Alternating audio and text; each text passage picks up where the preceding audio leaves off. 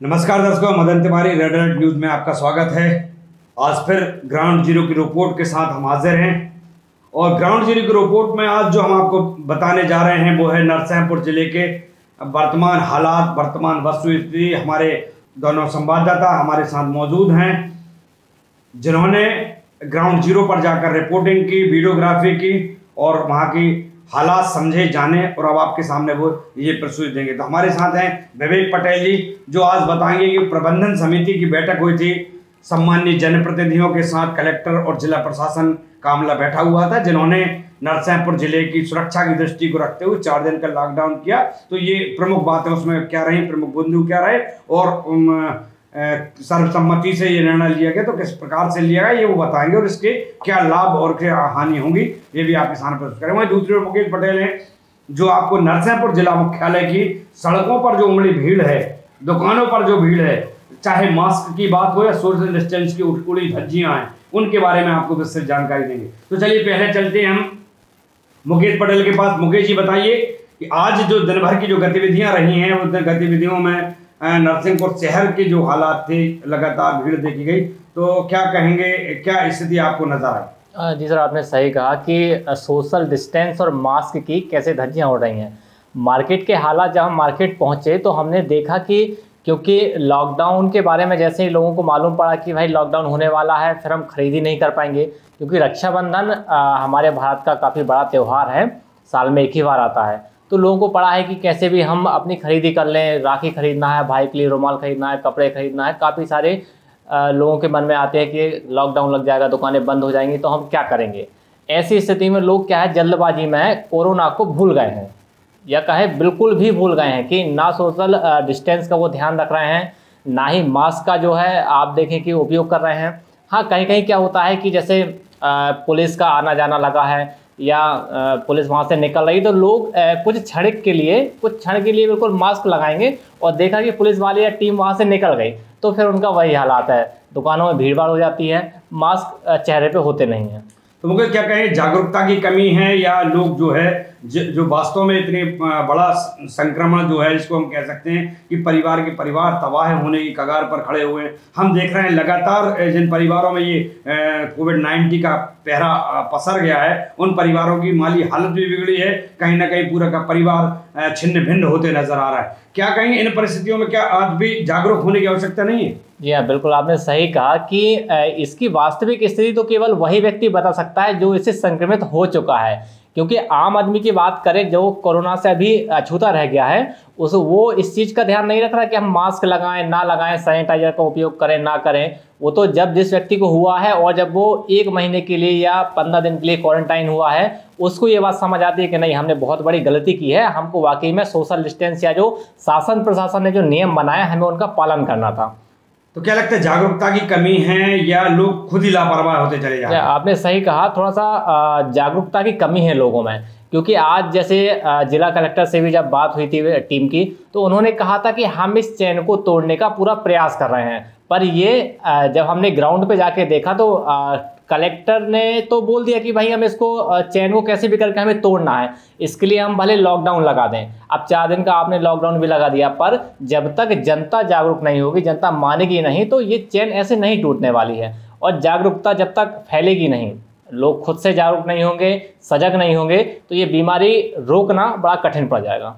क्या कहेंगे विवेक, आज प्रबंधन समिति की बैठक भी हुई है, बड़े बड़े फैसले भी लिए गए हैं, लॉकडाउन को लेकर भी फैसले हुए हैं, तो क्या कहोगे 4 दिन का लॉकडाउन नरसिंहपुर जिले को की जो कोरोना चेन है उसको तोड़ने में क्या सहज भूमिका निभा पाएगा? कोरोना की जो चेन है वो तोड़ने के लिए 4 दिन का लॉकडाउन जैसा कि जिला प्रशासन ने लगाया, पर अभी मुख्य बिंदु जो निकल के आ रहा है यह कोरोना की चेन को बरकरार रखने या तोड़ना तो सेकेंडरी मैटर हो रहा था। अभी सबसे बड़ा मामला निकल के आ रहा था, बड़े 2 त्योहार आने वाले थे, जैसे कल ईद है, परसों उसके बाद 3 तारीख में रक्षाबंधन का त्योहार है और इन दोनों त्योहारों में अत्यधिक भीड़ भाड़ होने के चांसेस थे। और अगर हम आवाजाही की बात करें, क्योंकि रक्षाबंधन है तो लोग ट्रैवल करते हैं यहाँ से वहां तक, तो आवाजाही की जो संख्या थी वो भी बढ़ रही थी। और इसको देखते हुए जिला प्रशासन और आपदा प्रबंधन की जो समिति है उसके मन में एक भय आया, कहीं ना कहीं कोरोना का इससे विस्तार बढ़ेगा, क्योंकि लोग ट्रैवल करेंगे, आएंगे जाएंगे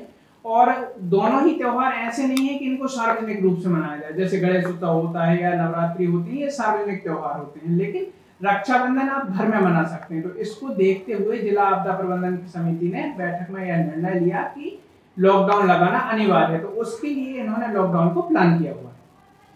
क्या कहोगे जो लॉकडाउन की तैयारियां जो नजर आ रही हैं, क्योंकि इसके पूर्व कलेक्टर थे और वर्तमान कलेक्टर, इनकी दोनों की कार्यप्रणाली में क्या नजर आ रहा है आपको? क्या आप देख पा रहे हैं कि कितनी सख्ती और कितनी जागरूकता के साथ इस लॉकडाउन को पूर्ण किया जाएगा?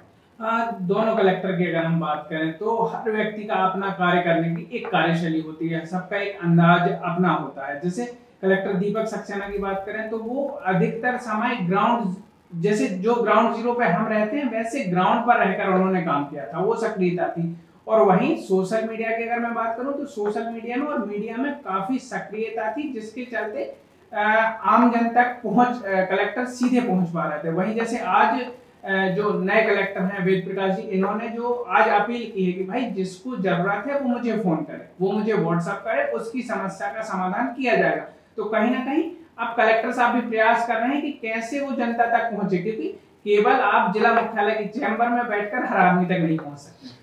एक बात और विवेक निकल के सामने आई कि 2 दिन से कलेक्टर की जो कार्यप्रणाली है, जिला प्रशासन की जो कार्यप्रणाली है, पुनः जो पूर्व में ऐसी परिस्थिति चलती थी ऐसी कुछ नजर आ रही है, क्योंकि करेली का भ्रमण हो चाहे करकवेल का भ्रमण हो, लगातार वहाँ जनता से मिलना या प्रशासन को वहाँ के जो कर्मचारी हैं उनको निर्देशित करना, क्या लगता है इससे क्या मैसेज आ रहा है? जब कोई नया अधिकारी आता है सर तो थोड़ा सा समय लगता है एनवायरनमेंट को समझने में। हम जिस एनवायरनमेंट से आए हैं हो सकता है वह एक कमरे में बैठकर काम करने वाला एनवायरनमेंट हो, लेकिन अगर नरसिंहपुर जिले की बात करें, जैसे पूर्व कलेक्टर ने 2 महीने 3 महीने जो कमांड रखी तो उन्होंने ग्राउंड पर पहुंचकर तो लोगों की आदत में आ गया, वो हैबिचुअल हो गया 3 महीने में कि हमारी कोई समस्या है कलेक्टर साहब आएंगे और सुनेंगे।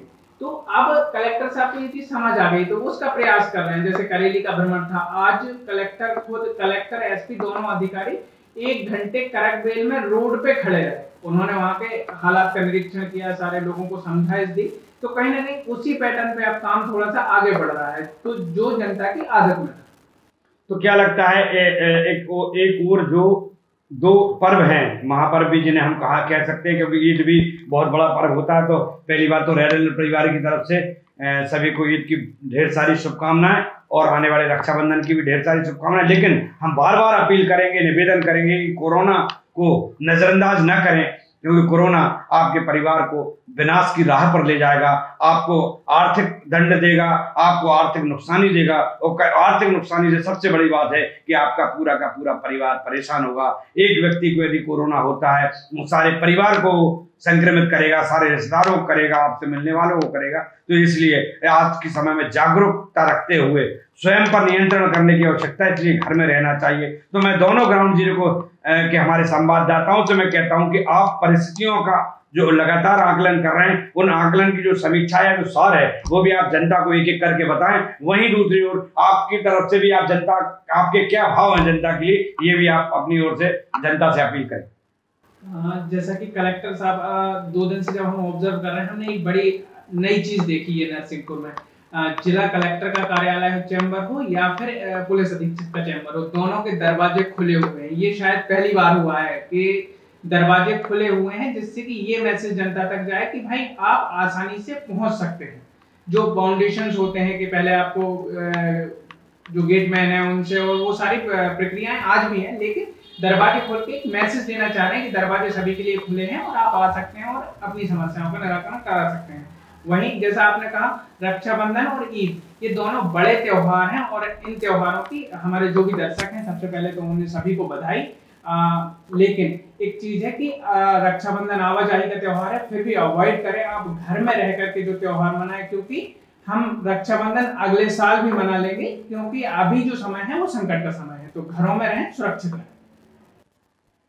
मुकेश जी क्या कहेंगे, क्या अपील करना चाहेंगे जनता से? और आज की जो आपने ग्राउंड जीरो रिपोर्ट, क्योंकि आप जिला मुख्यालय में थे, तो आपने मुख्यालय के जो हालात देखे, भीड़ देखी है और जो लापरवाही देखी है, इन सब को लेकर आप क्या जनता से अपील करना चाहेंगे? जी बिल्कुल, आपने पूछा तो मैं बताना चाहूँगा कि ग्राउंड जीरो के हालात तो बहुत ही मतलब कहें एक डरावने हैं कि आप अभी तो निकल रहे हैं, पर उसका जो अंजाम होगा ना, वो आप नहीं सोच रहे हैं। मैं तो अभी जो रक्षाबंधन आने वाला है, क्योंकि रक्षाबंधन का मतलब ही एक जब बहन अपने भाई को धागा बांधती है तो एक रक्षा का जो है उससे वचन लेती है। तो मैं तो कहूँगा राखी के साथ मास्क भी अपने भाई को लगाए और ये उनको वचन ले और वचन दे कि आप सदैव ही जब तक ये कोरोना चल रहा है मास्क आप स्वयं भी लगा के रखें। और इससे क्योंकि यदि आप संक्रमित हुए तो आप भी घर आ जा रहे हैं तो आपसे कहीं ना कहीं पूरे परिवार को खतरा है। तो आप भी सुरक्षित रहें और हमें और हमारे परिवार को भी सुरक्षित रखें।